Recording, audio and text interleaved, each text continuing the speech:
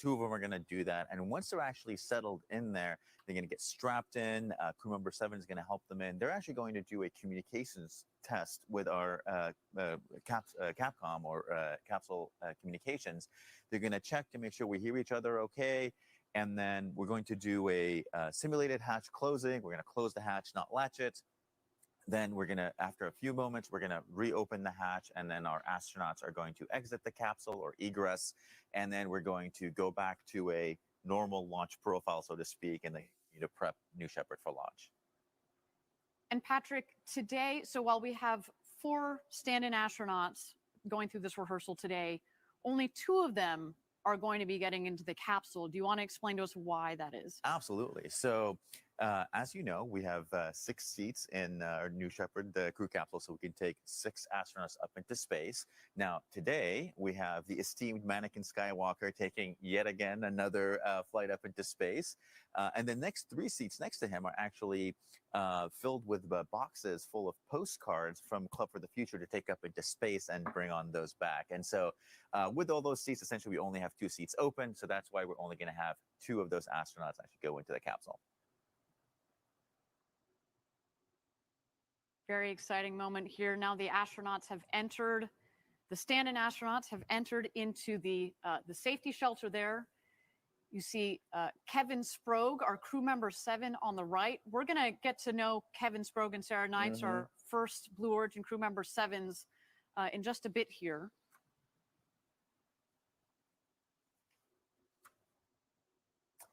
You might notice, recognize Gary Lai on the left from earlier in our video today. Absolutely. And Ariane, so these, our 4 stand-ins right now are in what we call our safety shelter. And, this room is a climate-controlled room where astronauts can do their final preparations like you see right now, get their briefing from Kevin.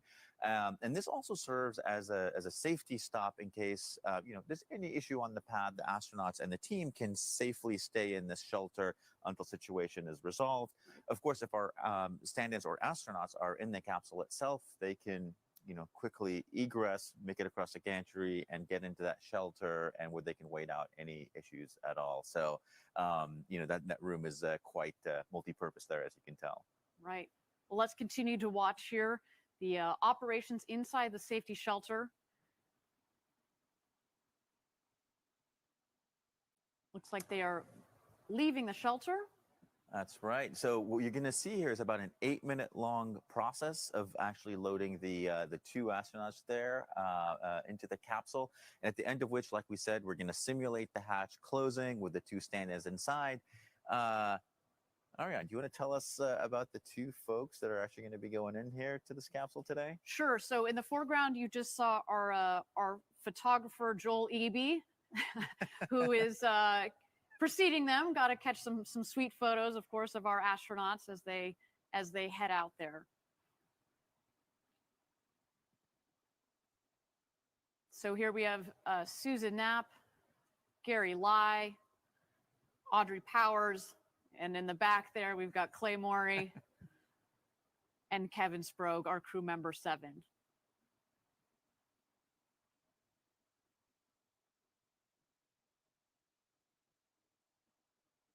So we're the 4 astronauts plus the photographer and our crew member 7 have made their way obviously closer to the rocket.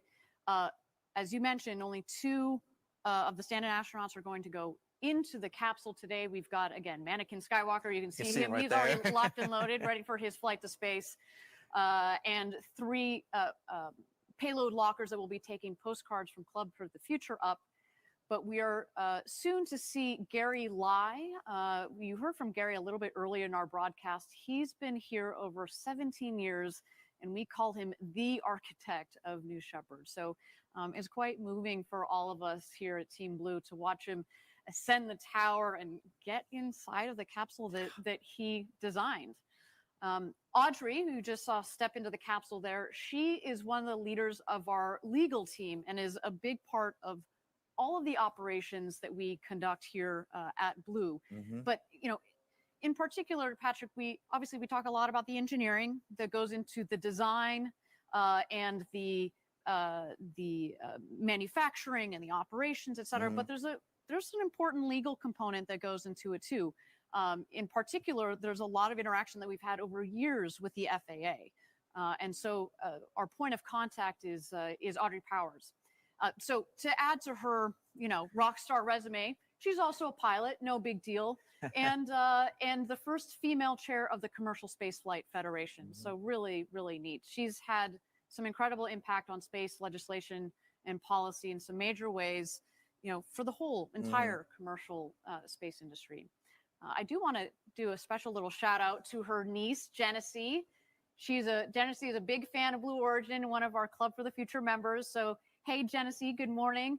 And another shout out to Gary's kids, Anna and Alec. They are all potential future astronauts with us. So hopefully taking the footsteps behind their older family members. So why don't we continue to take a look here for our astronaut experience rehearsal. It is continuing. We have the stand-in astronauts in the capsule.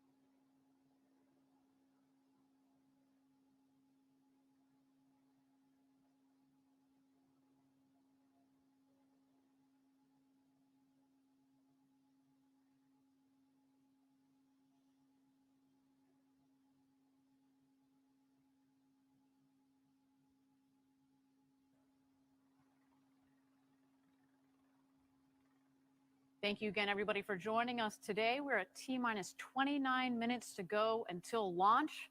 A very exciting day for us here at Blue Origin. This is New Shepard's 15th flight to space and our first astronaut experience dress rehearsal combined with a launch. We should note again, no astronauts will be going to space today, but this is really a critical step in our march towards first human flight.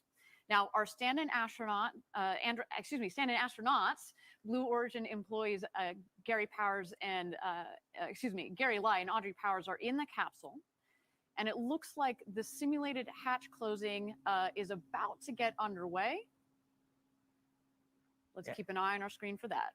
Sounds good. And Ariane, I think right now what they're doing is the actual communications check. So they're talking with mission control and the other astronauts in the safety shelter using their push to talk.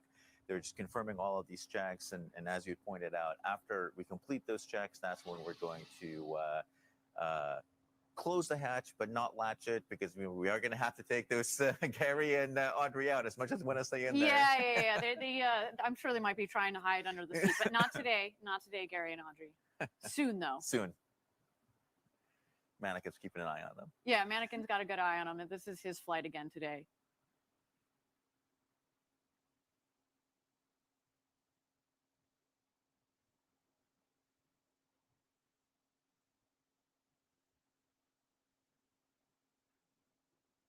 So again, in the capsule, we have Audrey Powers and Gary Lai, as well as our crew member 7, Kevin Sprague. Our other crew member 7 is Sarah Knight. She is on Capcom, so she's on the other end of these communications tests that we're doing with our astronauts today.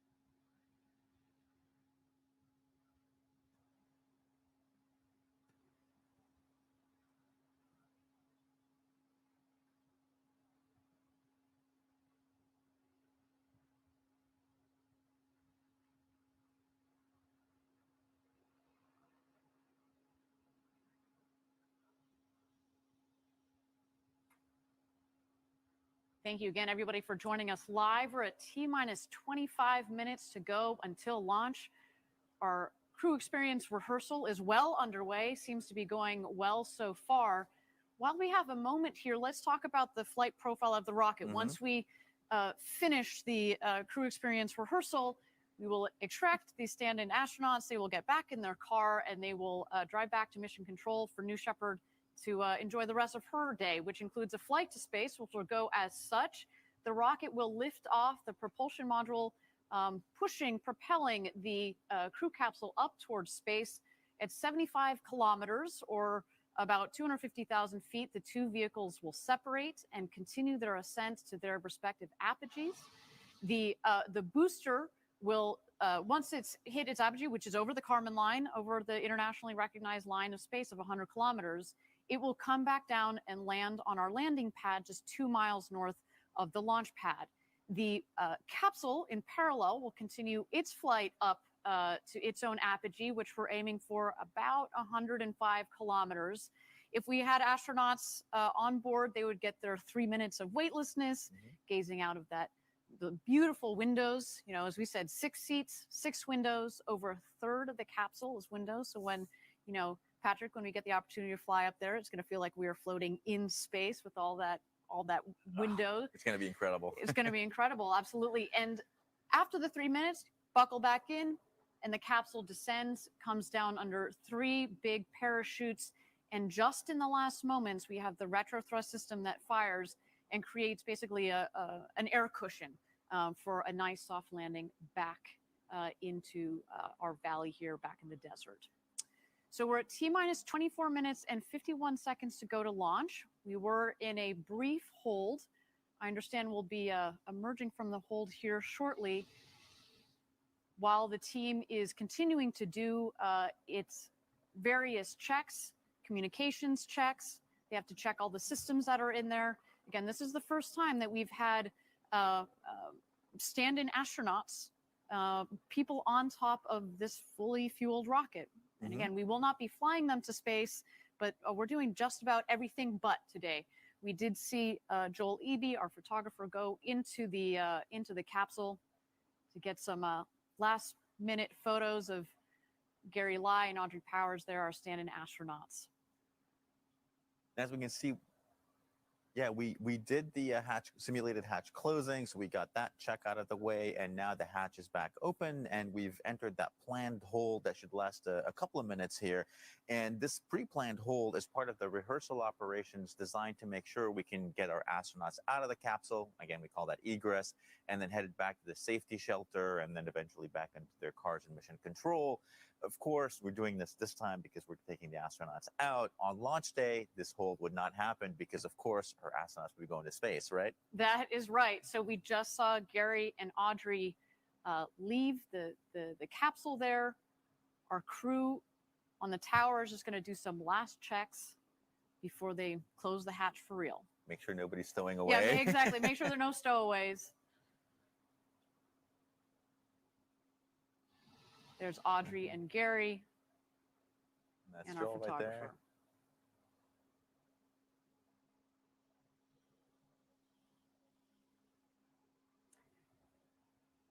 Re-entering the safety shelter there, where they met up with the other 2 stand-in astronauts, Clay Morey and Susan Knapp. Obviously having a good time. Getting so close to flying people here at Blue Origin. Again, this is a very, very important step on our march to first human flight. You can almost taste it, Patrick.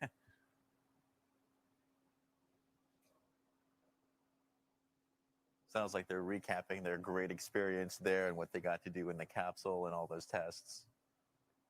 Man, it must have been so exciting. And again, can you imagine Gary Lai, the gentleman in the bottom right corner of your screen? He's been at Blue Origin since the very beginning. He knows this system inside and out, and that's why it's really touching for him to participate in this activity, right? He's been really committed through this entire program to getting this vehicle up, flying, landing, and soon taking people to space and back.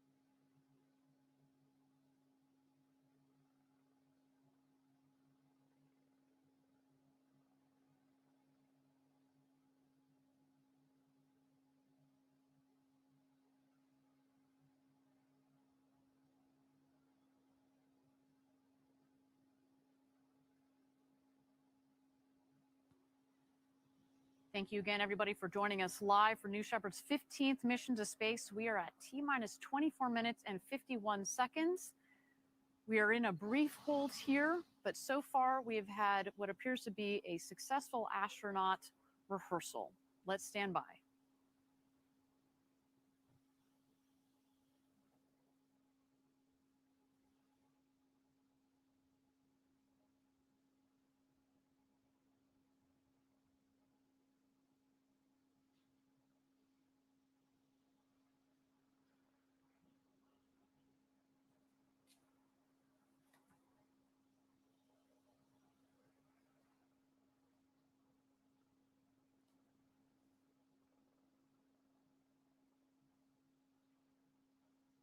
Again, thank you everybody for joining us live for New Shepard's 15th mission to space. We have cleared the hold and the countdown clock is resuming.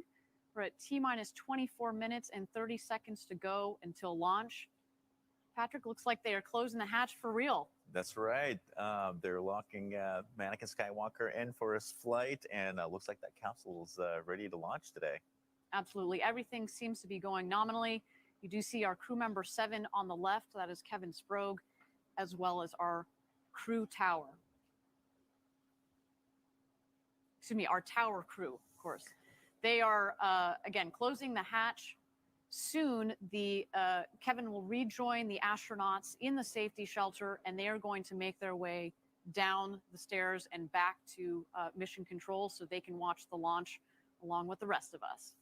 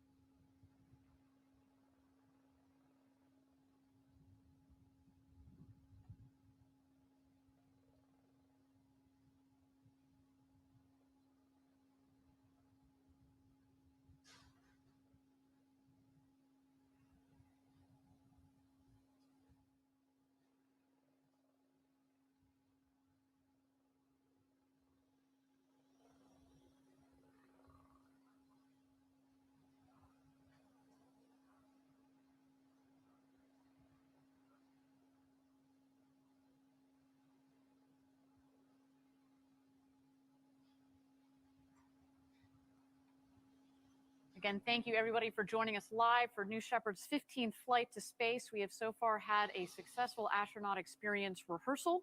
We just saw the tower crew closing the hatch for real. We had earlier our astronauts in there, stand-in astronauts, did some tests, and now we are continuing our countdown to the launch itself. Now, Patrick, we've talked a lot about crew member 7 and how important they are to our astronauts and their full experience, right? We saw Kevin Sprague on the tower with our team. We had Sarah Knights, who was on Capcom. We saw them waving to our astronauts at the last moment there as they headed out towards the rocket. But why don't we take a little closer look at their roles and specifically meet Kevin and Sarah? Let's check it out.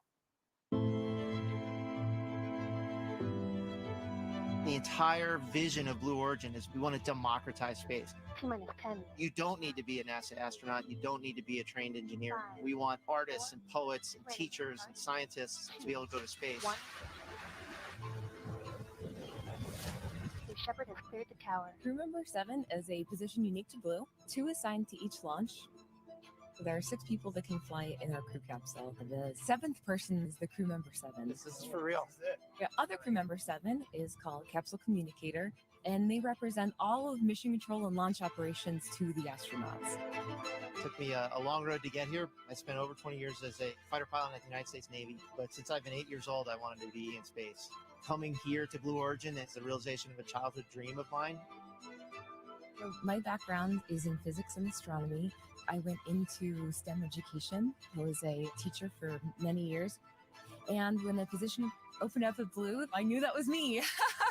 Quite correct. You're clear to public. The fact that I'm crew member 7 and the visible point of our entire team, it's such an honor. You're expected to start hearing the noise. Crew member 7 is part teacher, part trainer, and part guide. They're embedded with the astronauts. They're truly a member of the crew. They're going to live with you at the astronaut village. They're going to conduct all of your astronaut training. Spaceflight is complicated, but our astronauts that fly with us will not need to have a complicated view of what's happening. The rocket is autonomous, and all of the safety systems are hardwired into the core. On launch day, crew member 7 is actually going to walk you up the tower, put you in your seat in the capsule, close the hatch. Capsule Capcom. The Capcom will then take over as the astronauts take their journey to space. And then as soon as they land, crew member 7 will be there to help open the hatch and whisk them away to the celebrations. Our astronauts are one part of a very historic journey. We're trying to build the infrastructure to get millions of people living and working in space. So the people who come here will truly be helping us take that first step.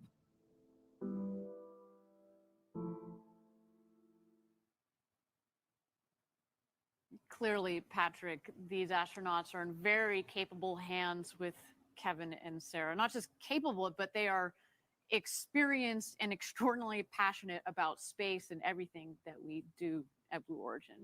Absolutely. Now, this is, I don't know about you, but this is quite surreal to watch. Again, we are getting very close to sending people up to space and back. And I hope that there are students around the world that get to see events like this and are inspired to pursue careers in space. Patrick, I know you and I, it was more shuttle era, watching the shuttle go up. And I hope that we're a key part of inspiring the next generation.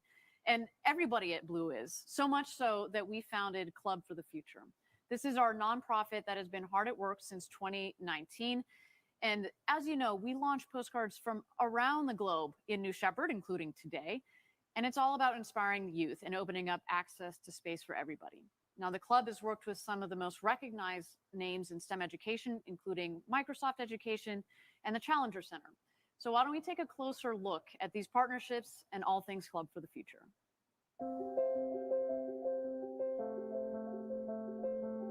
At Club for the Future, we get to inspire youth to really give them that connection and love for space. Club for the Future has a superpower where we get to literally tap into rocket scientists, aerospace architects, and people who are not only just dreaming the future, but they're out there building it.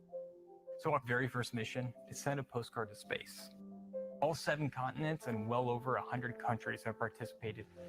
And so that little moment where they realize this postcard has taken that journey that they're going to have the opportunity to take also one day, it clicks and they're hooked. Club's been fortunate over this past year to have some really amazing partnerships. One is Project Llanos. Students need to have their curiosity sparked so they can fall in love with human spaceflight and why it's not in the future, it's today. Let's look at the past, the present, and the future. So for the past, it's the Apollo legends. For the present, we're looking at Artemis.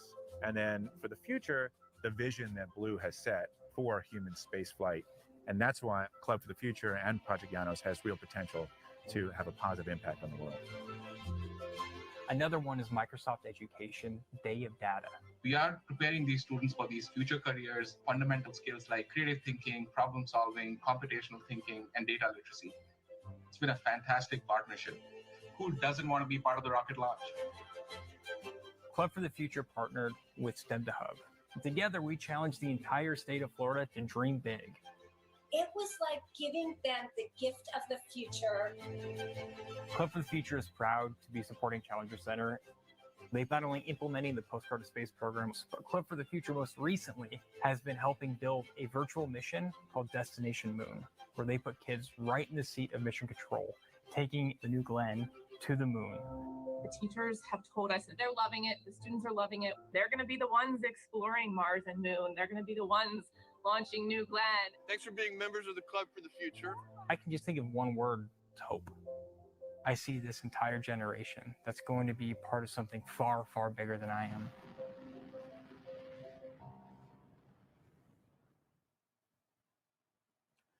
Great. No, it was so cool to see all that awesome work that the club is doing. Very inspiring. And there, what we just see on our screen, our stand-in astronauts have descended the tower, gotten in the vehicle, and they're heading back to mission control. That's where they're going to be watching the actual launch and landing from, and then they're going to go out to the landing site after that to continue the essentially the back end part of the astronaut rehearsal. Right. So as we've been talking about, Club for the Future and all things about the club, I do want to highlight that there's a club member that we know and love that has been a great part of helping their local community, especially as part of that recent unfortunate Right. Texas winter storm. We caught up with him to hear about how he's been helping his community, as well to talk a little bit about what it's like being an ambassador for Club for the Future. So let's go hear it from Beckett Potter's own words. Let's check it out. I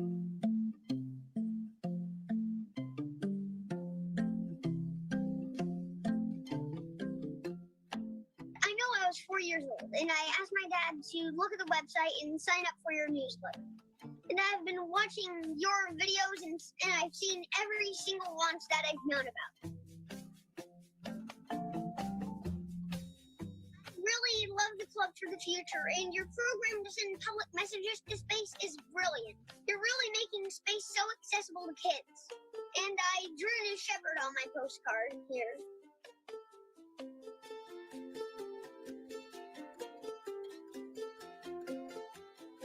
Yes, so we're working with the Lukumi Foundation, and they're all about making a difference for their own lives and help others using good deeds. And we invite any kids to join worldwide. So my idea with Blue Origin and Lukumi is to collaborate with Club for the Future to make the postcards to send in space. And we are going to put positive and inspirational messages on the cards.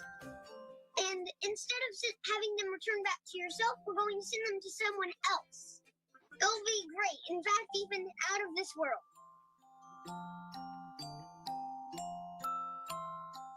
No, although I'd just like to say, if you ever need a junior correspondent for New Shepard, I'm your kid. Go Team Blue. Rodadine Ferocious.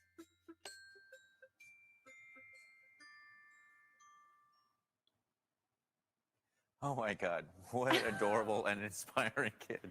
Beckett, you should just take my seat. Although I'm sure the Ellen Show has already called him. We've lost our moment.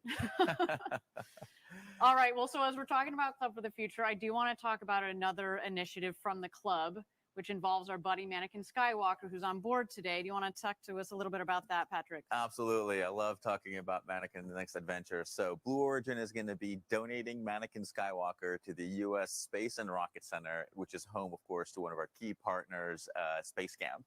So we're also going to be donating one of the New Shepard seats. And so with Mannequin and the seat, I think we can tell a great story about sort of that path to flight and really tell students how, Mannequin essentially helped the New Shepard program and human spaceflight. So I think that could be a great way to, actually see it there. Absolutely agree.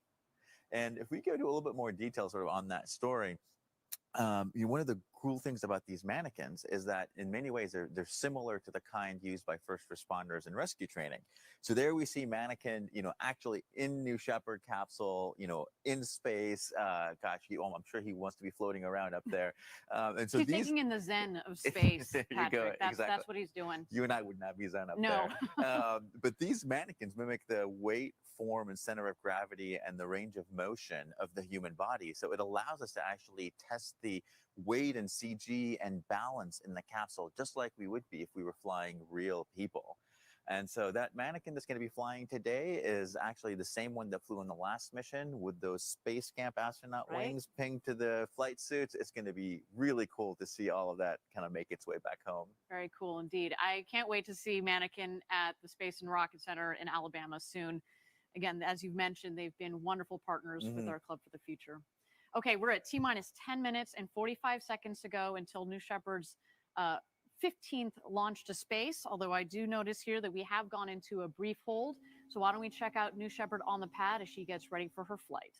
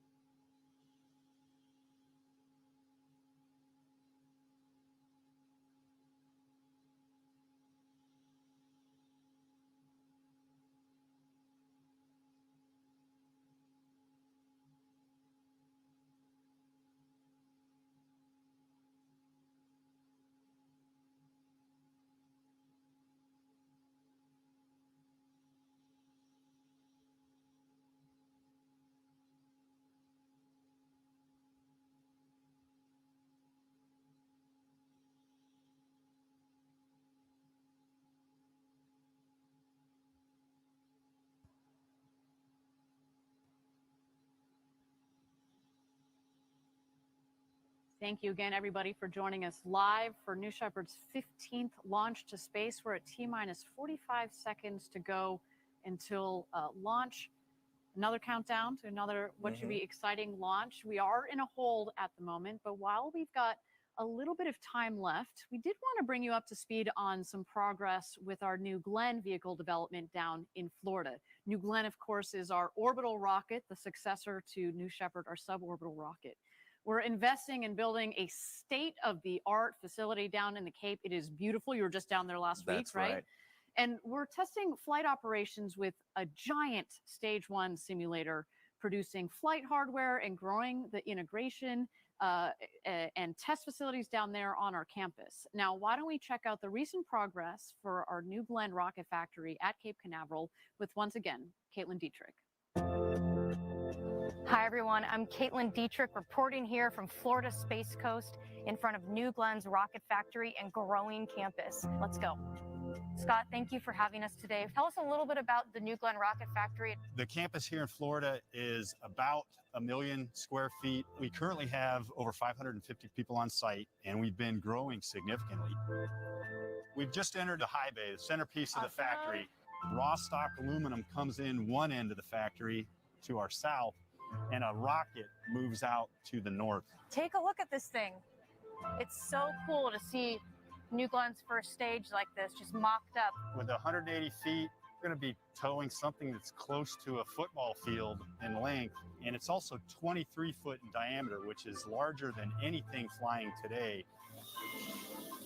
You just showed us outside some of the flight-like parts of the first stage. And this is where we're fabricating them right next door, right? That's right. This is one of our busiest shops right now. And the team can work on both the forward face, and another part of the team can be behind on the back face. Then they'll go out and be assembled to form that forward and aft module of the New Glenn first stage. You know, these mills that we make these parts on, we're doing things on a scale that has not been done before. It looks like we have a lot of hardware here on the floor. Yeah, I love this part of the factory. I mean, we're building domes, we're building barrels, and now we're ready to move into the flight hardware production stage. We're inside the dome. So imagine we're at the top of the Stage 2 tank. Below us is a full first stage and second stage New Glenn rocket, over 200 feet. We're now entering our composites hub. This is where our payload fairing, one of our other big elements of New Glenn, is made. This 7-meter payload fairing offers twice the volume of anything flying today. So when you're a payload customer, when you see this, you think, I can put a huge satellite in there, or I can put a whole bunch of small to medium satellites in there and really take advantage of the capability that New Glenn brings to the mix.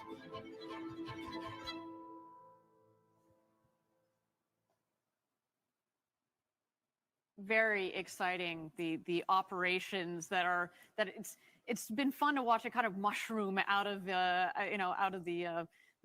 swampy area down there in Florida, just to see this entire campus that we have built. Again, we are the first organization that is going to be building the rocket and flying it out of Florida. So that should be coming up in a couple of years here. That's going to be very exciting.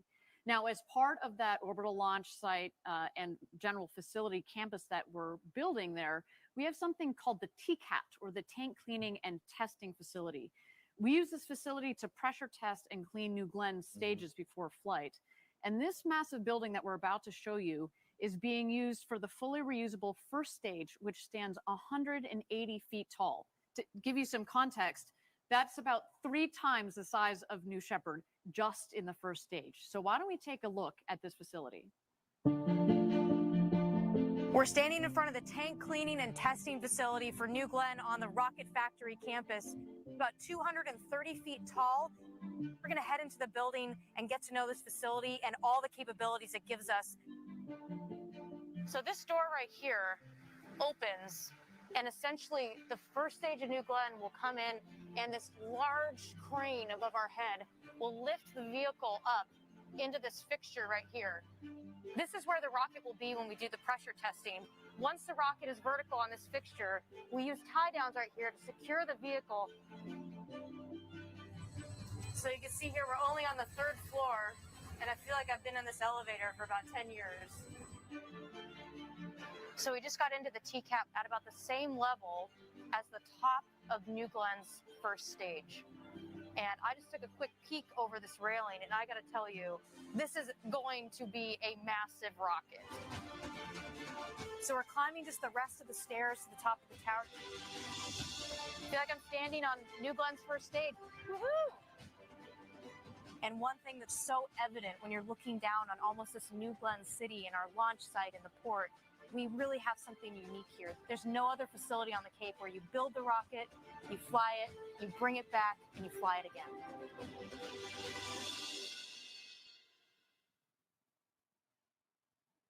Super exciting, super exciting. And, you know, we've talked about a lot on previous webcasts, but I think it's worth bringing up again.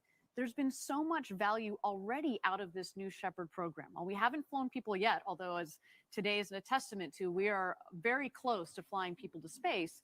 But taking the lessons from the design of New Shepard, the operations of New Shepard, the human spaceflight operations of New Shepard, as well as the refurbishment of the vehicles themselves, and rolling them into New Glenn has been, you know, it's almost like it catapults you. It's it's a trampoline to the next level, which is why we've already started New Glenn. Absolutely, Ariane. I mean, essentially all of the learnings that we've had from this great vehicle have already been applied. You see it sort of in the design, everything from how we lay out the stages, the tank designs, everything from how we manufacture the tanks with friction stir welding. You know, all of these things we've learned on New Shepard, and now we're applying on New Glenn. But, you know, to your point, it's at a 3 to 5x scale, right? Which is kind of, has its own challenges. Do you want to talk a little bit about the parallels between the first stage of New Glenn and the booster on New Shepard? Yeah, no, it's a great analogy there. So you actually see a lot of the similar design there, which is really interesting. So we have the same, essentially the same aerodynamic surfaces there, right? So with the strakes and the fins, we have them on New Shepard on that propulsion module. Same thing on the GS1 on the first stage of New Glenn. They just happen to be much larger. I mean, you and I can probably carry the fin of a New Shepard, whereas the one on the first stage of New Glenn is actually the size of the wing of an F-16. And to be clear, we call it a fin. We call it, actually internally, we call it a strake. It effectively acts like a wing. Yeah. Right? Because at 180 feet long, it's effectively, it's kind of like an airplane, right? And we want to have lift on the vehicle to be able to fly it back and get it back onto our landing ship that will be underway when it comes into land. Absolutely. So those fins and strakes allow us to get a lot of stability, both essentially directionally, rotationally, and it gives us a lot of the ability to go downrange to land. So a New Shepard allows us to kind of come back and precision land on the pad. Right. With New Glenn, we're going to be landing downrange on a moving ship. So by having all of these aerodynamic structures and having all of that design heritage on how to design them, and how to use them in our flight control systems, it allows us to land with a lot of precision downrange without having to use a lot of propulsive maneuvers to essentially, use up all that fuel to kind of land. So lots of great learning from there. A lot of our learning around how we actually land. I mean, Gary sort of spoke to it, right? Our ability to kind of throttle down, Right. hover, and kind of land and kind of bring it down nice and gentle there is, extremely important. We want to be able to land precisely, and in all that throttle ability and guidance around landing, all developed on New Shepard, so we don't have to learn it again on New Glenn on something much bigger and much more hefty. Hefty. I don't know if the rocket would like you calling it hefty. That's right. Okay, well, we are at T-minus 10 minutes and 45 seconds to go until New Shepard's 15th launch to space and back. As we've mentioned before, hopefully you caught it as well. We had a successful astronaut experience rehearsal test for the pre-flight operations. Following the flight, those same stand-in astronauts will head out to the capsule once it comes back down, so we can practice some of those post-flight operations as well. But in the meantime, we are in a brief hold. We just want to make sure that our teams are getting aligned and we're all set for New Shepard's flight to space. So why don't we check out New Shepard while she's on the pad getting ready for her flight to space today.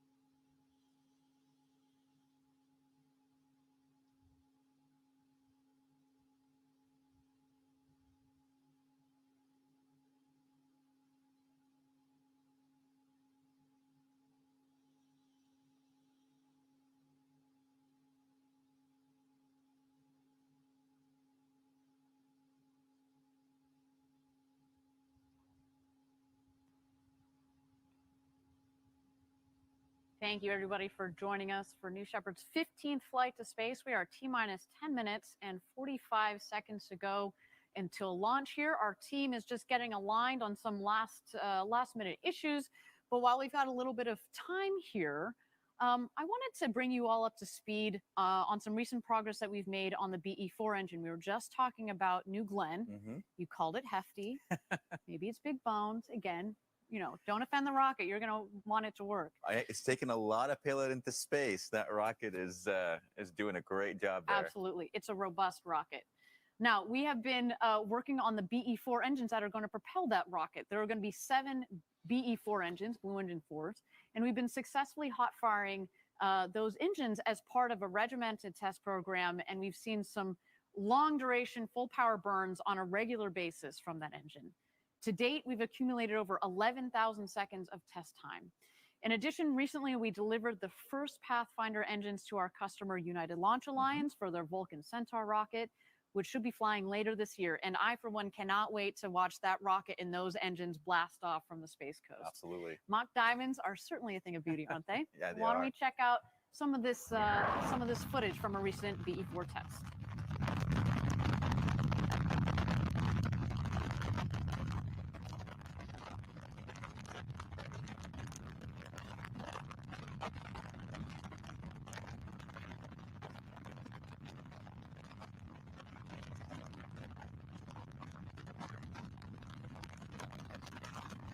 There you go, Patrick. You can see the BE-4 engine testing. We actually have 2 test cells down there that are both up and firing, which is great because you can test on one engine, get your learnings, adjust the hardware, and in parallel, you can be testing on the next test cell so you don't have a lot of downtime. So this engine here, this is a 550,000 pound of thrust engine. So that's 5 times the power of the BE-3 engine, the Blue Engine 3, which is powering New Shepard today. And there will be 7 of those. That means 3.85 million pounds of thrust on liftoff when New Glenn blasts off from the Space Coast in a couple of years here. And again, as mentioned, we've had a lot of successful test firings on it, which is great. This is the first of this sort of liquefied natural gas, LNG, and liquid oxygen engine. Think of LNG like a commercial form of methane for those of you at home that are less familiar with rocket propellants. And so far, so good. And that LNG, actually, we should talk about that for a second. We've picked it for a couple of reasons.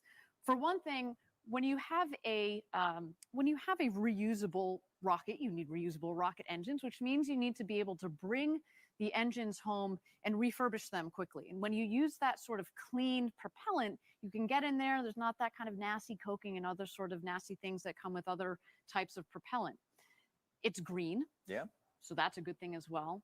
And the other thing about LNG, for you rocket nerds at home, you probably know this too, is that it allows us to autogenously pressurize the engine. What does that mean? It means that we can use that LNG to pressurize the lines in the rocket engine, as opposed to bringing in what we use on other engines, or what others use on other engines, which is helium, which is good, it works, but the problem is it's quite expensive and sometimes can be in a kind of tricky supply. So. Absolutely, and the great thing about LNG is that it's extremely cheap. It's the same, very similar to the gas you use at home. So very easy to get in and use for this. It keeps the costs low. The other great thing about it is because it's actually much denser than hydrogen, you can make that first stage actually quite nice and compact there. You can pack a lot of propellant into a small volume and be able to get a lot of payload up there into space. Yeah, so we're very proud of this rocket engine that we've developed so far, and have enjoyed working with our partners at United Launch Alliance, who again will be using that rocket engine. They'll be using 2 of them on their Vulcan Centaur, so that should be really fun to watch. So with that, we're at T-minus 10 minutes and 45 seconds to go until New Shepard's launch here this morning. We are in a hold. Our teams are working to make sure that New Shepard can launch today. Also want to make sure that the weather is within bounds. You see it is a bit hazy down there in Texas. We also, of course, as always, watch the winds aloft. We've mentioned this before. You can't really tell down there because of the limited brush, but it can be quite windy. And so it's imperative that our team make sure that everybody, the teams are aligned, but also the weather is within bounds. So why don't we check out New Shepard here?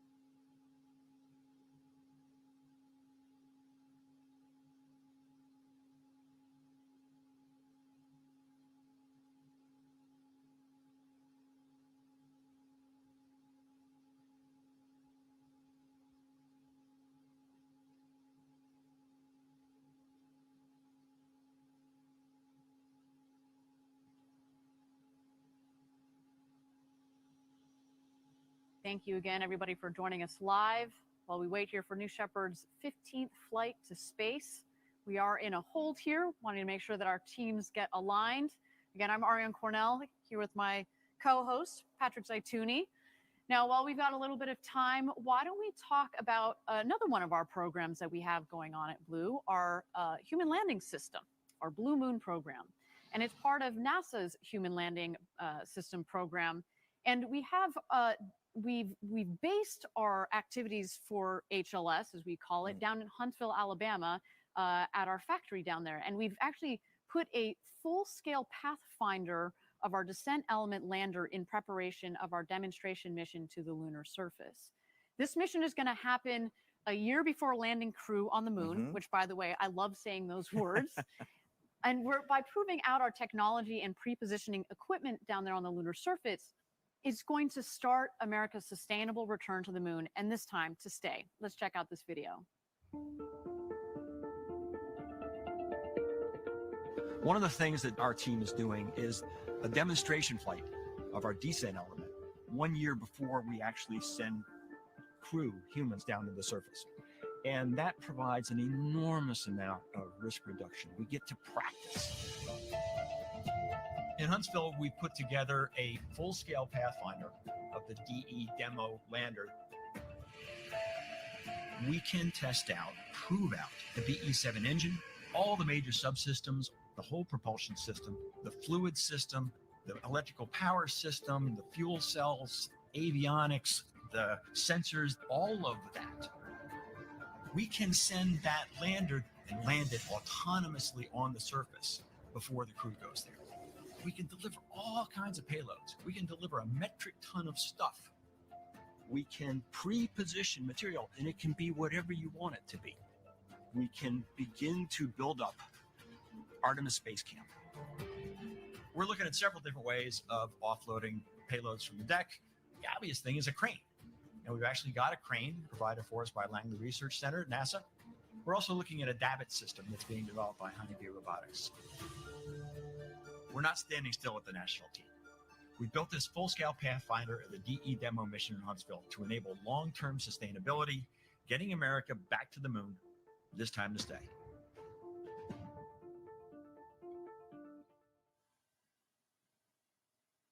It's so cool to watch that video. I mean, Patrick, we talk about this a lot. Step by step, ferociously, gradatum ferociter. That's our motto here at Blue.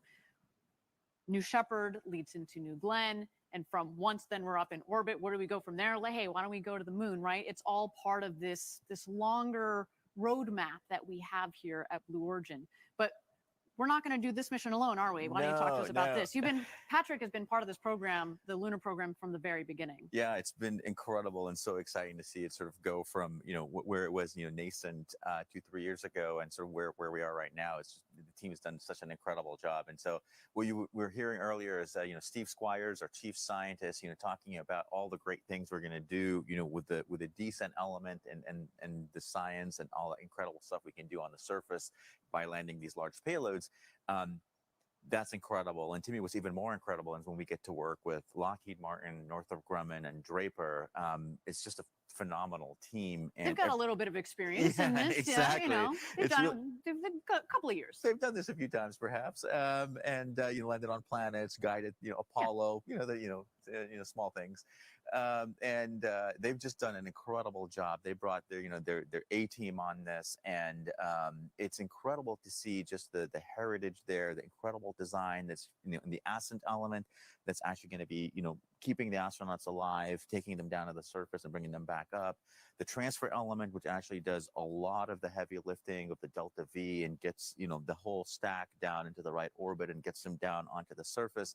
And of course, the lander itself, which is, bringing that down to to the surface and landing them safely, all guided by the Draper algorithms, proven since Apollo and able to, bring this down safely, with people on board, which of course always adds even more complexity. We can't wait to actually go land this. Exactly. And again, you just mentioned the not just the complexity of the system, but then you just mentioned we're taking people to the moon. Yeah. Much like today, this is actually what we've done today is a step that contributes towards that, right? With New Shepard, we talked about, obviously we're launching and landing this rocket. We've done it several times previously. We've layered on today the astronaut experience operations and rehearsal that we conducted earlier. And eventually we're going to be doing that when we go to the moon, but that's not the only parallel between some of the operations that we're doing today and what we're going to do on the moon. Yeah, that descent element looks a lot, that landing looks a lot like a landing we know. Exactly. I mean, if you can sort of like, shrink a New Shepard a little bit, you can sort of imagine it's so close to a decent element. I mean, there's so many parallels there. And there is, hydrogen and oxygen, right? So same propellants that we're using here. That's on our BE7 engine, in the correct? BE7 engine, right? Which again builds on a lot of the heritage of the BE3PM, but it's about a 10x smaller thrust. So it's a little bit of a smaller engine, but even higher performing. Again, very, very compact, very excellent engine there, very efficient, high ISP. But again, builds on a lot of the same learnings from the BE3 engine on New Shepard. And of course, our landing sequence with all of the landing sensors. And the same thing, where you were coming in from about 100 kilometers and autonomously landing in, essentially also pretty rugged desert there. And so there's so much parallels there. And actually, on that note, we have tested some of that lunar landing technology on New Shepard on previous flights, correct? Exactly. So working with NASA and a lot of their sensors, we were able to get terrain relative navigation sensors, LiDAR sensors for hazard avoidance, all of these great sensors we actually are planning to use on various parts of the landing itself. We get to test them right here in very similar environments of actually coming down and helping us, figure out what works, what doesn't work, and how to, loop it into the guidance system. It's great to be able to do it here. And actually, by the way, get the sensors back, because as soon as it lands, you can just unbolt them, tweak them a little bit, put them back on, try it again next time. And that really, New Shepard has been a test bed for many of our payload customers, but it's also nice to use it for our own technology. And again, between the New Shepard astronaut, human space flight tourism program that we'll be having coming up, plus our payload customers that have already flown on board in several of our previous missions, the lunar program that has a lot of the technologies that are being transferred into the lunar program, also New Glenn, et cetera. Yep. When you start to put those pieces together, you understand just the value of this rocket that you see on your screen right now. Absolutely has been critical and valuable, not only to Blue Origin, but for many other programs out there. That's right. Okay, well, Patrick, we are at T-minus 10 minutes and 45 seconds to go. We continue to be in a hold here. Why don't we check out New Shepard as she continues to get ready for her flight to space?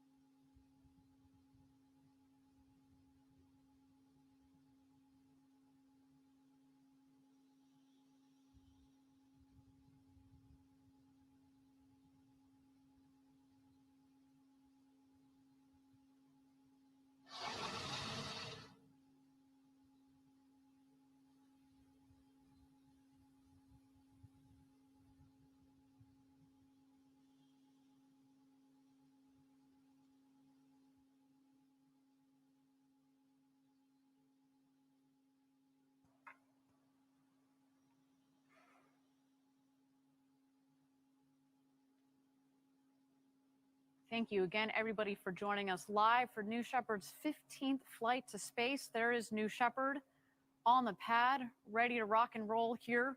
We continue to be in a hold while our teams are getting aligned.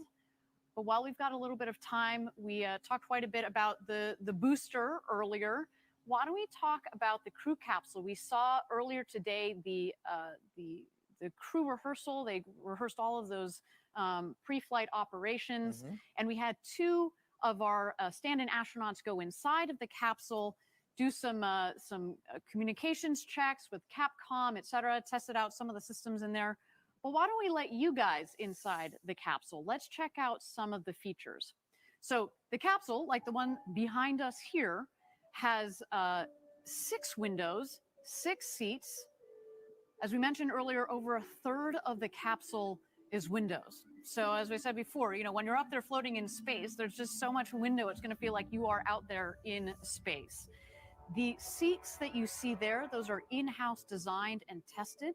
They're based off of a helicopter seat, right? Because helicopter seats, we want the ability through that scissor mechanism that you see there, and also that Gary brought up earlier, to take out any last-minute energy if necessary. You see there in the middle, that's our escape motor as part of our safety system to be used if anything wrong is detected with the booster. You also see the white padding on the walls. That's to absorb extra noise, so you get as clean and beautiful and get to experience as much of the silence of space as possible. So this capsule, when we're flying people shortly, I mean, it's as beautiful on the inside as what you're going to see on the outside. But I should note that when we designed the interior of the capsule, we did so to celebrate, if you will, the engineering that went into there. So you see there's not too many bells and whistles on it. It's really quite simple, so that the astronauts, when they're up in space, they can experience space, because that's what it's all about, right? All right, so we're at T-minus 10 minutes and 45 seconds to go. We've introduced you to the capsule. New Shepard is on the pad, continuing to get ready for her launch today. So why don't we check her out?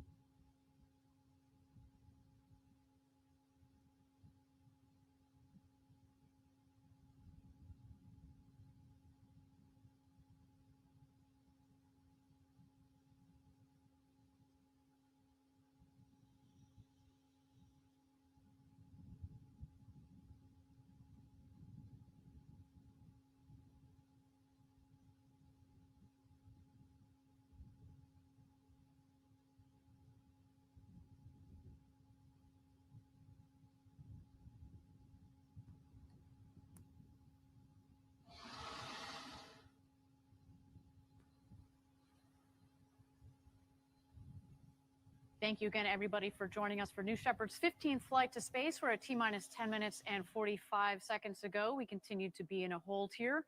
While we're just going to continue to watch New Shepard as she gets ready for flight today. We're just aligning our teams and making sure that weather is in bounds.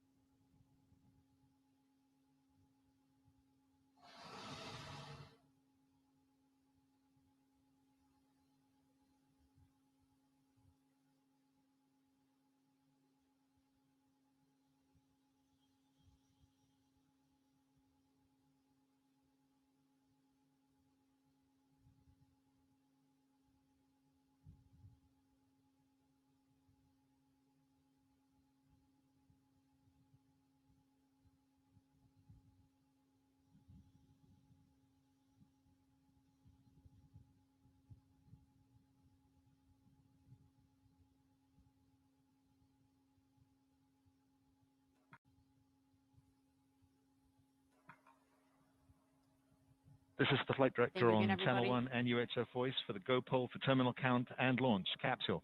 Go. Booster. Go. Ground. Go. Safety. Range green. Go. Engineering. Go. Capcom. This is the flight director. New Shepard is go for launch. Booster, commence the terminal count. Wilco flight, and we still have step 104.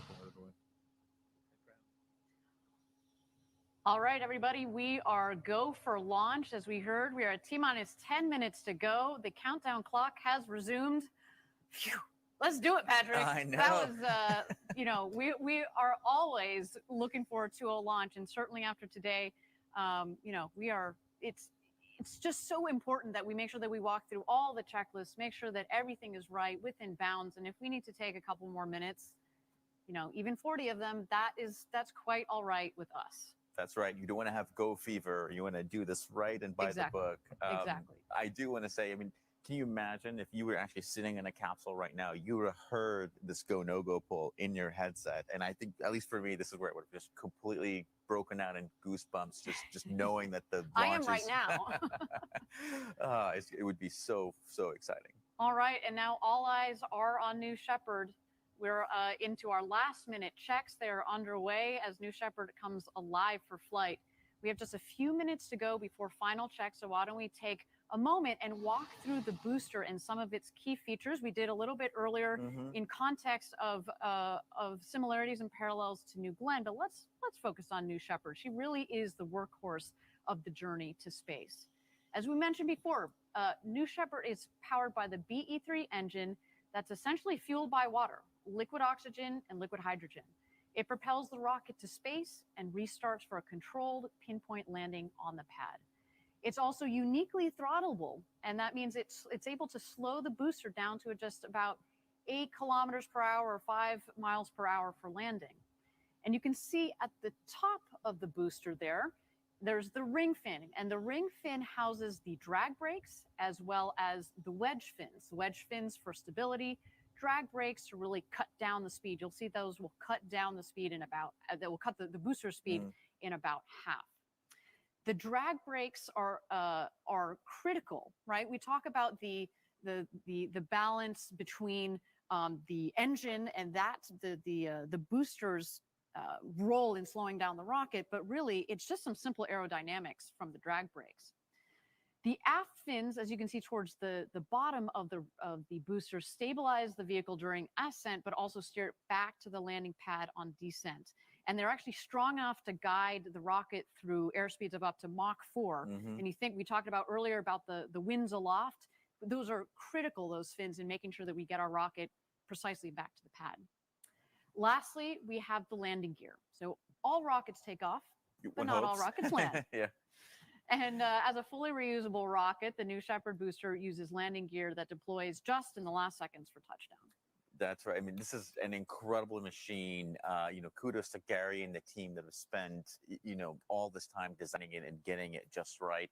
And like we said, this booster design and all of the components inform so much of what we do here. We talked about the similarity between this and the first stage of New Glenn, of course, and the similarities there with the aerodynamics and the design. It's the same propellant combination and a similarly derived engine for the upper stage of New Glenn. So obviously lots of design heritage there. And we talked about, of course, all the great learnings we've applied to our descent element as part of the lunar lander. So truly, you can almost think of New Shepard as a sort of that first path of the roadmap, and then it just branches out to all these other things that we've done. Exactly. And we should also mention the reusability element of it, which is critical, right? With our vision of millions of people living and working in space, we need the ability to turn the rocket around quickly, reuse it again, bring down the cost of access to space. All right, you're looking at a live shot of New Shepard on the pad. We are T-minus 6 minutes to go until flight. Why don't we take a look at her?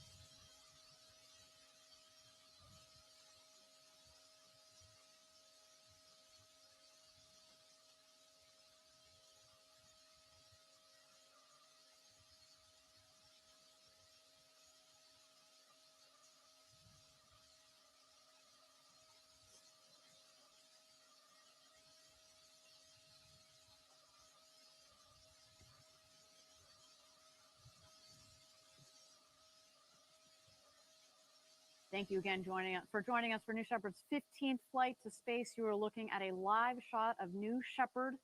She's just about to begin her final preparations for her 15th flight to space. We are at T-minus 3 minutes and 10 seconds to go until launch. So for those of you that are just joining us now, earlier in our show, we showed our astronaut experience crew rehearsal. Very exciting. That all seems to have gone perfectly well. And now we're ready for New Shepard's flight itself. So at T-minus 2 minutes, the rocket is going to go into autonomous mode. We throw the show over to her, and the rocket is in charge of itself from liftoff, its entire flight to space, and its landing back, the rocket itself on the landing pad just 2 miles north of the launch pad. In just a moment here, we're going to see the engine gimbal check, as well as what we call the built-in test, the bit checks. We want to make sure that we can move the aerodynamic surfaces freely so that they, just like an airline pilot does before his or her flight, to make sure they've got free range of motion. We also, at the top of the tower, of course, have the gantry that will also retract. That's right. And Ariane, right there on the gantry, you see these big sun shields there. You know, one of the, if you have 6 very large windows, like you said, and 60% of the capsule is actually windows by volume. Ah, there you go. There it goes, the retraction. Retraction right there. So we actually need the those shades there to just to keep the sun out of the capsule. We want to make the astronaut experience as comfortable as possible. We want to keep them in a nice, cool temperature. As I'm sure we don't want to turn into a greenhouse with all of this big, beautiful windows. So what our team did is actually put these shades in. It makes it a great experience. And then, now if you or I were in there, we'd be looking out and just ready for launch. Yes. Ready for launch. A simple but beautiful solution. All right, there go the aft fin checks. There are 4 of those fins at the base of the rocket.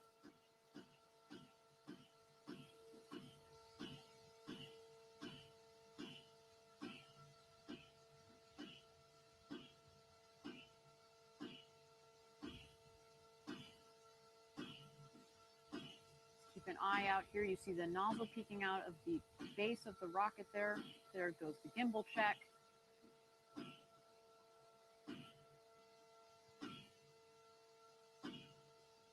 The engine gimbal, of course, is critical, but in particular as it's coming into land.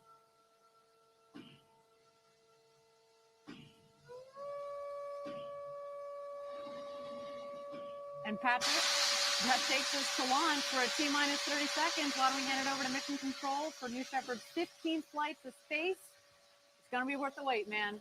Godspeed, New Shepard.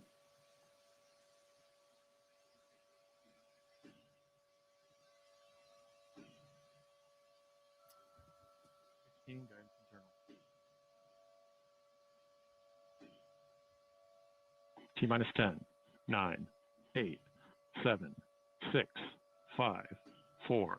Command engine start. 2, 1.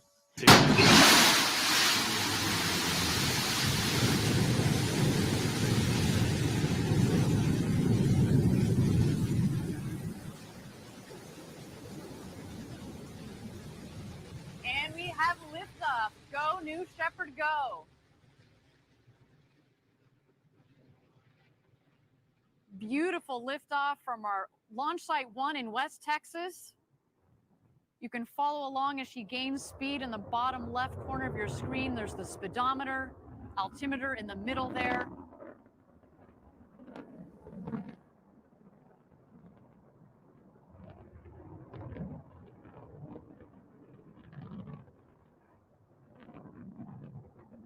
First milestone on her trip to space, max Q. That's when the dynamic pressure on the vehicle is at its maximum, the toughest point in flight for the vehicle.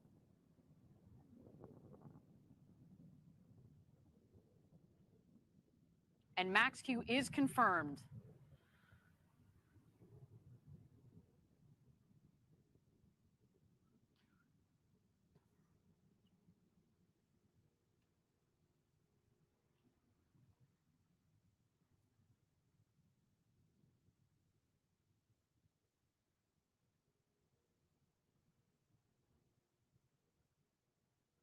Your flight, on ascent, you're going to max at about 3 Gs.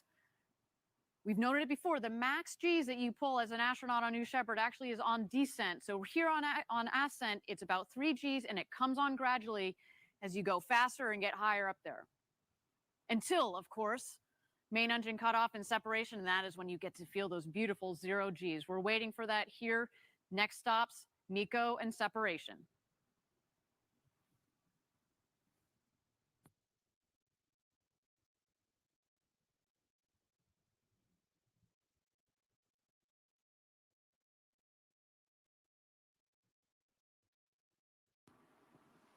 Coming up here on MECO, main engine cutoff. So far, a clean burn from our BE-3 engine.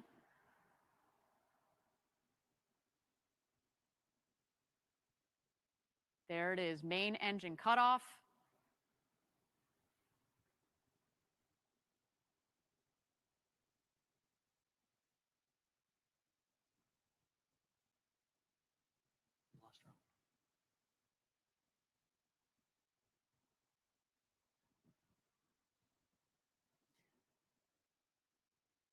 All right, appears we have lost the link to the J layer. So far, though, everything appears to be nominal. So far, what we have seen a clean liftoff. We did have max Q, maximum dynamic pressure. That is essentially for the rocket the hardest point in the flight. And then we had main engine cutoff. And now, as you can see, separation. Here we've got our infrared camera, especially on the left side. As you've seen earlier in the show, it is a little hazy down there in Texas, so we are going to rely on multiple cameras here as the vehicle continues its ascent towards space. We have passed over just about here the Kármán line. There it is, 100 kilometers, or about 328,000 feet. If you were inside there, Patrick, you will become an astronaut. And we're just waiting for the two craft to hit their apogee. You'll know they've hit apogee when the speed hits 0 in the bottom left corner of your screen.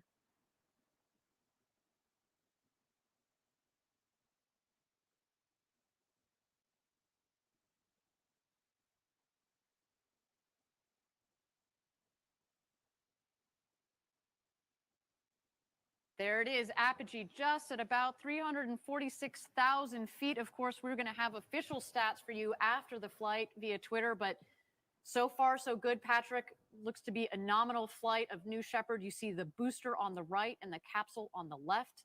This is when they've begun their descent. As we've seen in the past, obviously the booster is going to beat the capsule down to Earth as it's more better aerodynamically shaped. Mm-hmm.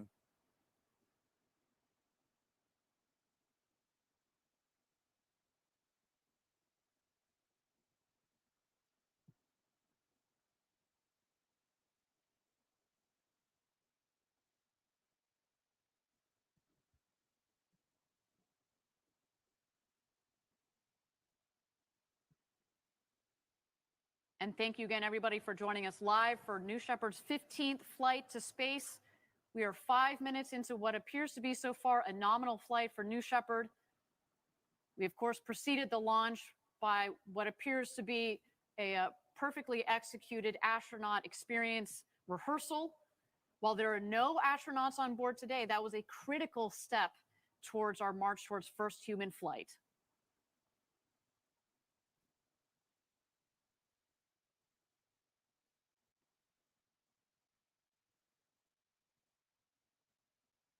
All right, we've picked up our long-range cameras again. There you see the booster, the bottom of the screen, and the capsule on the top.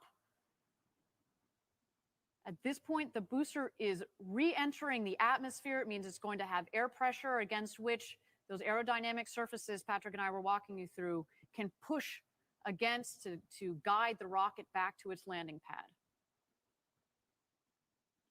And to think this rocket will have peaked at almost Mach 4, and it's by the time it touches down, it's just going to touch down at about 8 kilometers per hour or 5 miles per hour. So relatively speaking, a nice soft landing. Critical, as we talked about reusability, the softer the landing, the quicker you can turn it around, right? You're not jostling the rocket, you're not jostling the hardware. You want to be able to flip it around nice and quickly. So there you see the aft fins. We also call them the pie fins because they're shaped like pie wedges.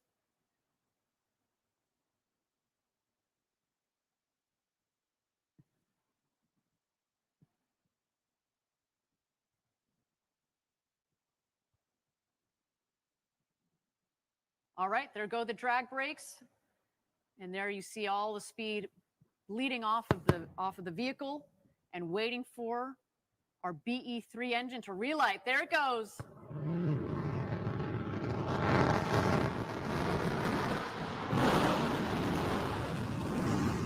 Landing gear deployed. Oh, look at that smooth landing.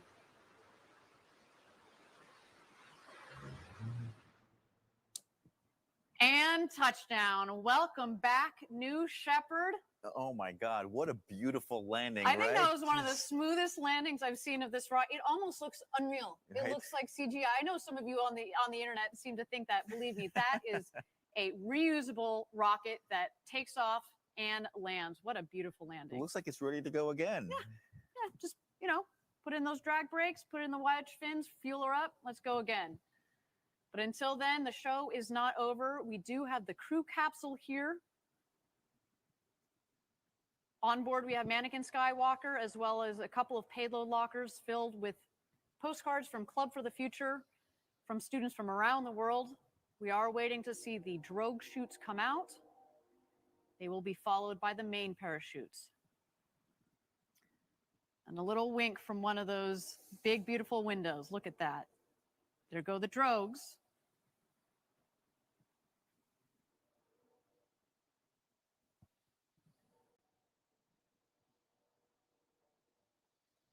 And here come the mains. All 3 parachutes are out. We're looking for full inflation, and there they go. I love that.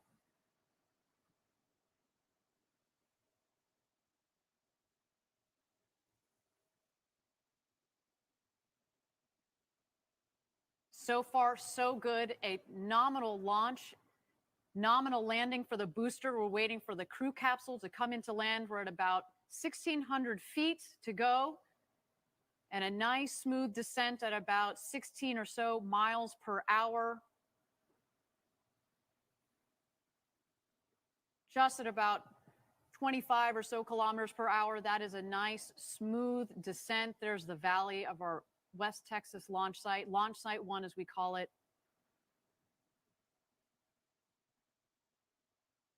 What a day so far, Patrick, let me tell you.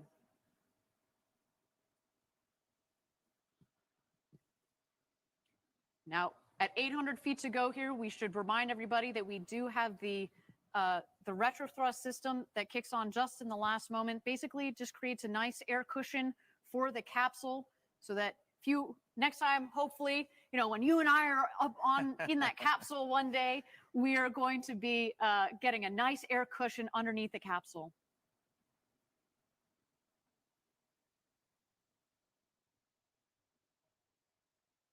And touchdown. Oh, it was beautiful. Absolutely spectacular. Patrick, I told you it was going to be worth the wait. Look at that. Definitely. I love you. So you can just see it just as it lands. You see that puff of air and it kicks up all that dust, but it's just such a gentle landing right there. A beautiful launch and landing for both the crew capsule and the booster. Team Blue, congratulations to all of you. What a day. You should be so proud. And again, Patrick, soon, if you're an astronaut on board, that is going to be a ride of a lifetime. Cannot wait to check out those onboard cameras to see the views that Mannequin Skywalker had today. He gets to have all the fun, gets to go everywhere. I know, that guy. Jeez. Now, to bring it all right back around, right, we started the day, as exciting as this launch is, we actually started with, the astronaut rehearsal is sort of on top of the normal launch preparation. And now we're going to bring it all back. Those same stand-in astronauts are going to go back out to the capsule. Once we open the hatch, they're actually going to get in and we're going to practice and rehearse, essentially getting the astronauts out safely, getting them back into the van, have them reunite with their loved ones. And that's when they would go off and celebrate this sort of incredible experience they would have just had. So, I can tell you that when we've done this in rehearsals and the people have just been sitting out there when this has just happened, they just get emotional. Even just sitting in at the very end, they get emotional. I can only imagine what it'd be like to actually fly and get landed. We see it time and time again. You saw a little bit. Obviously, we didn't have the audio for the safety shelter earlier today, but seeing the reactions of our stand-in astronauts from having done the rehearsal, they get super, psyched and worked up, as they should, right?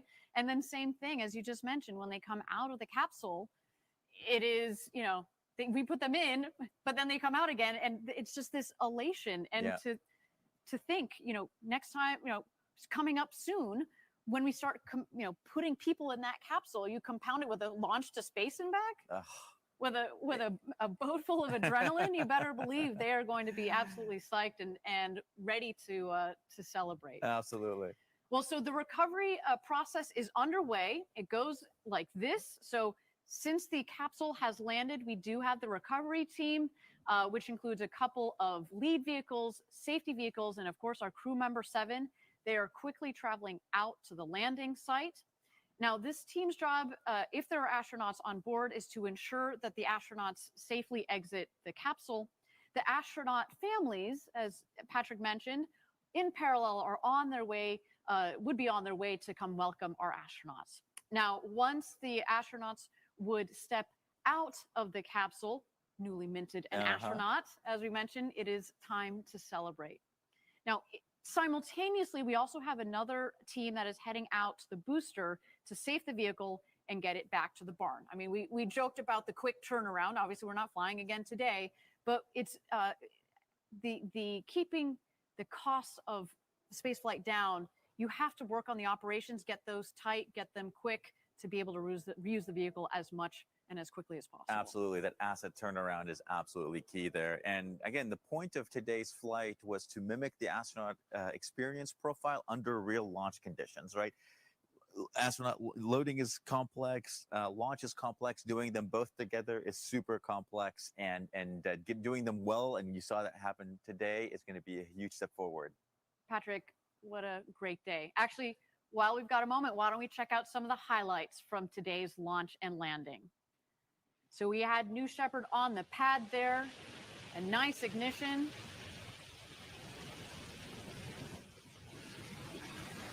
And a clean lift off. Look her go.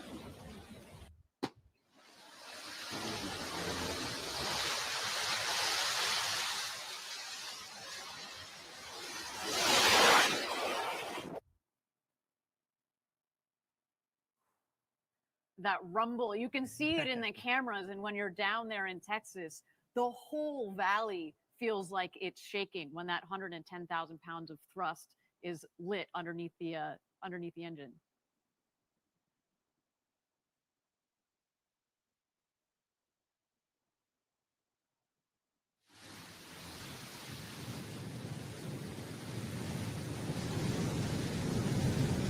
And this angle, Patrick, this is one of my favorite angles. It's very reminiscent of, you know, the Saturn V taking off from the pad during the Apollo days. Absolutely. Super, super reminiscent, super vintage look. Now, this angle right here is one you would not have seen back in the Apollo days. But this is the kind of the cool thing about having these drones up there. So you can get these beautiful shots of the rocket just going by as it's flying up. So close you can touch it, I right? know. All right, here comes the booster back for its soft landing.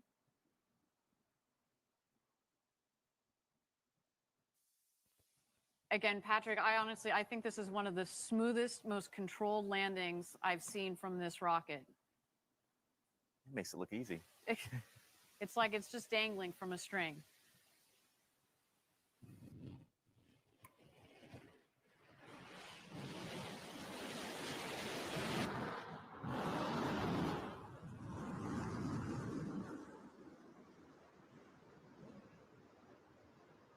And that's one of the benefits of having such controllability in the engine, is you can really sort of dial that thrust in and ease your way down onto the launch pad. Exactly. And talking about we're talking earlier about the lessons that we're taking from New Shepard and pulling into New Glenn. That throttle ability on the engines is critical.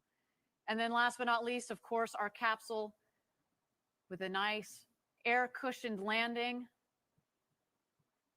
And you can see actually the parachute's dropping pretty close to the capsule, meaning there's not too much wind there out on the ground today, which is beautiful. And now live shots from the recovery team that are out there. You can also see, again, we're in preparation of bringing the stand-in astronauts back. We're going to get them into the capsule so that we can practice the egress and taking out of the astronauts from the capsule. Again, coming to you soon. This has been such a critical step, this astronaut experience rehearsal in the march towards human spaceflight. Let's just take a look here. Setting up the stairs. It's a couple feet off. It's about a meter from the ground up to the hatch itself. So making sure they've got a nice, comfortable step out. Yeah. Onto the desert floor. I'm sure my heart would have been beating so heavily through this. I might be a little wobbly on my feet coming out of this thing, just having been literally up in space like just a few minutes ago. Just incredible feeling, I can imagine. Cannot wait. 7, Kevin Sprogge there in the blue coveralls. He's done an incredible job, as well as Sarah Knights, our crew member 7. All right, some mission recap statistics here. These are unofficial. We will have the official ones after the flight. Maximum ascent velocity 3,600. Maximum ascent velocity 3,615 kilometers per hour. Crew capsule apogee, its highest point in flight, 106,021 meters. Mission start time 11:51 a.m. Central Daylight Time, and mission elapsed time 10 minutes and 27 seconds. Just an incredible day. Very cool, very cool. And to commemorate today's launch, you can definitely pick up some of our official NS15 mission patches and other really cool swag from our shop. And you can go to shop.blueorigin.com to do that. There's a lot of cool things out there. I saw the mission patch earlier. It has the, the silhouette of the 4, stand-ins there. It's extremely cool. Yeah, there we go. I think Gary is the one on the left there. Yeah, maybe. exactly, Sure. exactly. But it's a cool one. I'm definitely picking up one of those right after this. Fantastic. So with that, Patrick, it is time to close out the show. Thank you so much for being my co-host. Always my pleasure. Thank you A for having wonderful me. launch. As I told you, worth the wait for all of you as well. Thank you for staying with us for the whole flight, New Shepard's 15th flight to space and back. Please follow us on Twitter and Instagram for all the latest updates. And please continue to stay safe out there. Until our next launch, as always, Gradatum Ferociter.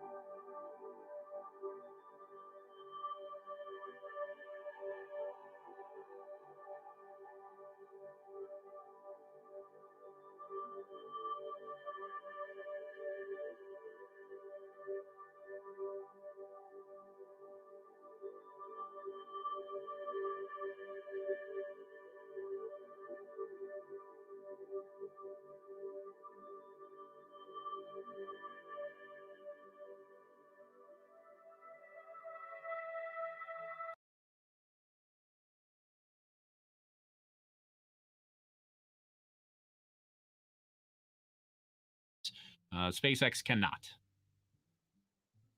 but that's okay. They don't need to. It's actually kind of if you think about it from SpaceX's standpoint, it's actually kind of a waste to hover. Like when you're hovering, you're wasting fuel. So it's actually more efficient to not hover and just come in and land straight like SpaceX is trying to do. That's more efficient, less fuel used. And that's much more important if you're trying to do orbital vehicles where every ounce of weight counts and is critical. I mean, a suborbital vehicle, you can fuel it up, and yeah, obviously weight is still a factor, but it's a little easier